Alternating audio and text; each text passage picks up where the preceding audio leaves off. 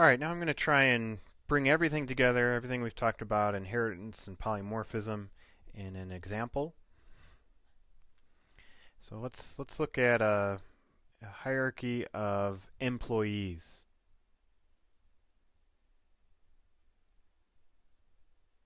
Make this a little bit bigger.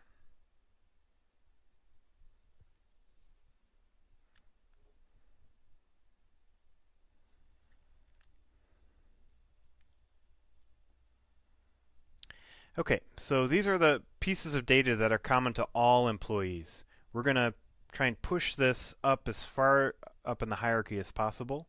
So every employee has a first name, last name, and a social security number.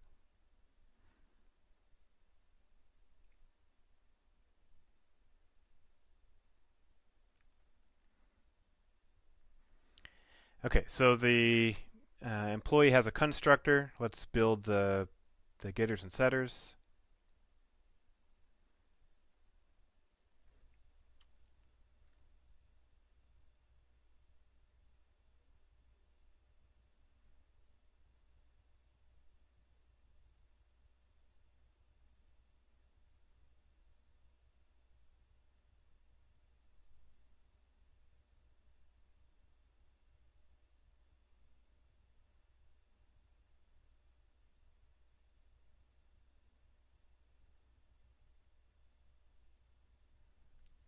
Okay, now we're going to override some of the objects methods. We'll start with toString to create a string representation of the employee.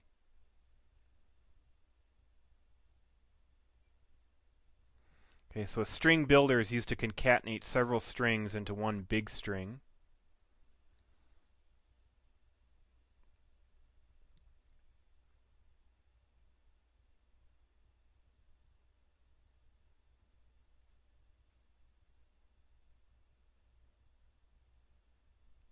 Okay, this returns all the buffered strings into one big string.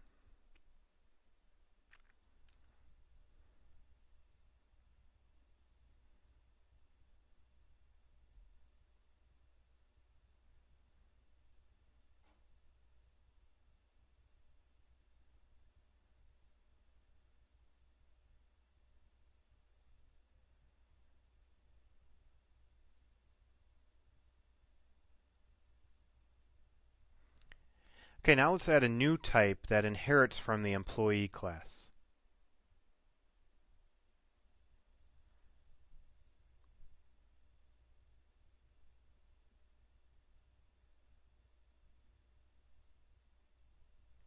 Okay, we only specify what's different here. The hourly employee absorbs all of the data and methods from its parent. It's different because it stores its pay rate. And then we'll see shortly it will also have an hourly number of hours worked. So here we call the base class constructor to set the base class's data members. So the first name and the last name and the social security number. This must be the first thing that we do inside the constructor.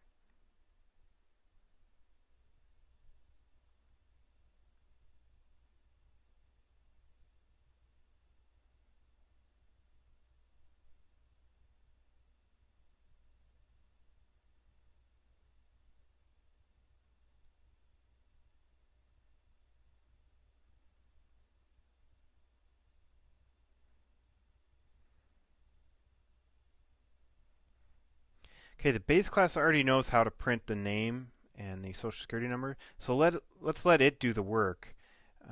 So we'll use our reference to our parent super to call the super's toString. And then we'll only specify what's different. In this case, the pay rate.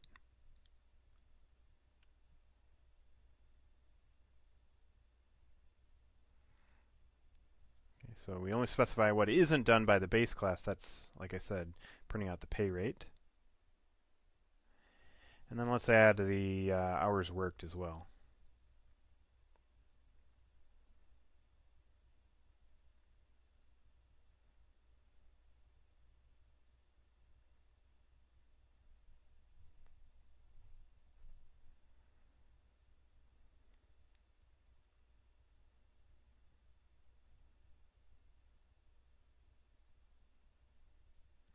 Okay, Okay, now we'll create another type of an employee, this time a salaried employee.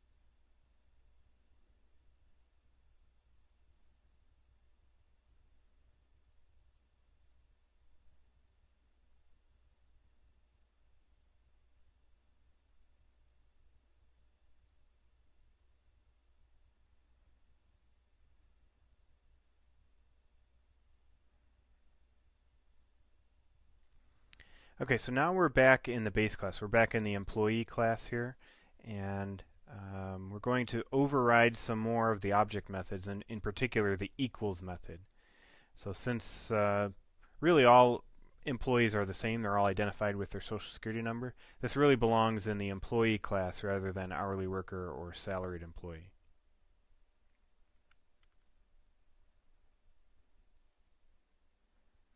Okay, so we're going to assume the two objects are not equal. We're going to make sure that we're not passed in a null pointer. These are all kind of common things that we do in just about every single equals method. We'll make sure the passed in object really is an employee object. So the instance of will tell us whether that object is in the inheritance hierarchy of the employee class.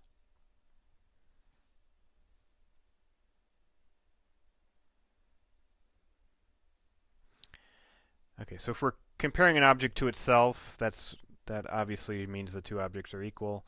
Or if the two objects are different but they have the same social security number, they're also equal. So that's what these two things test for.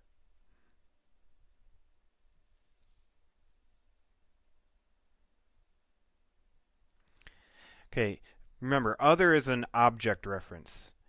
Now that we know for sure it's an employee because of the instance of check, we need to cast the object reference to an employee reference in order to call the get social security number method. Without that, it wasn't compiling.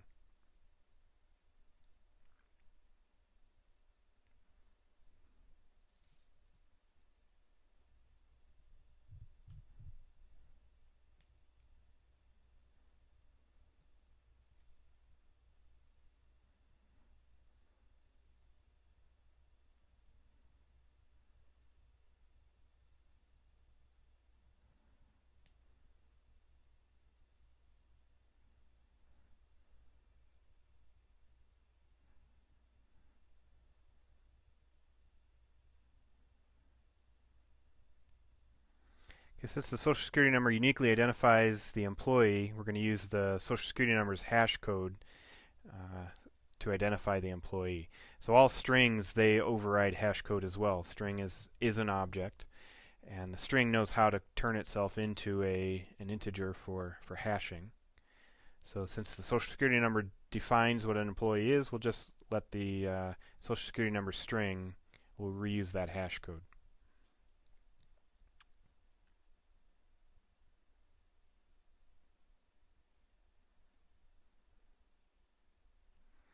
Okay, so we're going to create this collection of employee objects, and we're going to mix up the types a little bit. So we'll add a salaried employee, Mark, an hourly worker named Laura,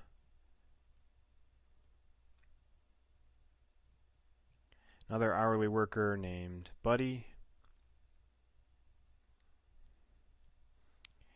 and another salary worker named Patrick.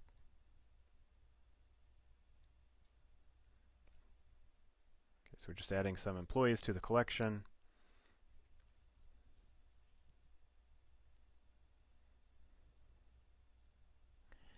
Okay, so we can now iterate through all the employees and get their toStrings, and we print them out. Okay, and again, because they all inherit and override a toString, each employee knows how to print out information about itself. Okay, but now we want to see an example of polymorphism. So everything up to this point has just been straight inheritance. Okay, now let's look at some of this dynamic binding. We know that every employee gets paid, but how someone gets paid is really determined by the type of employee they are. Okay, so there's not enough information at the employee level to know how someone gets paid. But we know all employees do get paid. They should get paid. So we'll make the class abstract and have the derived classes fill in the details of how. So we made the class abstract here. And this is the abstract method that we don't know how an employee gets paid, but we'll let the derived classes fill in that information. Notice the semicolon at the end. We don't provide a body for this method. We just declare the existence of this abstract method.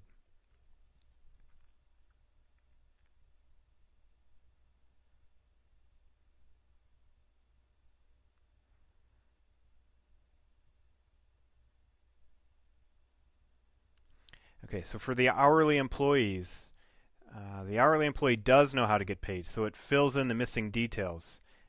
And the details were missing from the employee class, which it inherited from. It just takes the pay rate times the hours worked. Now in the salaried employee, it also knows how to get paid, so we can override the method here. Just taking the yearly salary and dividing it by 52. Now here's kind of the payoff here. With any employee object, we have this polymorphic call. So the decision about which getWeeklyPay method to call is not determined by the reference type. That would be static binding. But instead, it's determined by the type of the object that it points to, dynamic binding. So emp is going to iterate through this collection, and at compile time we can't really be sure what's going to be inside that collection.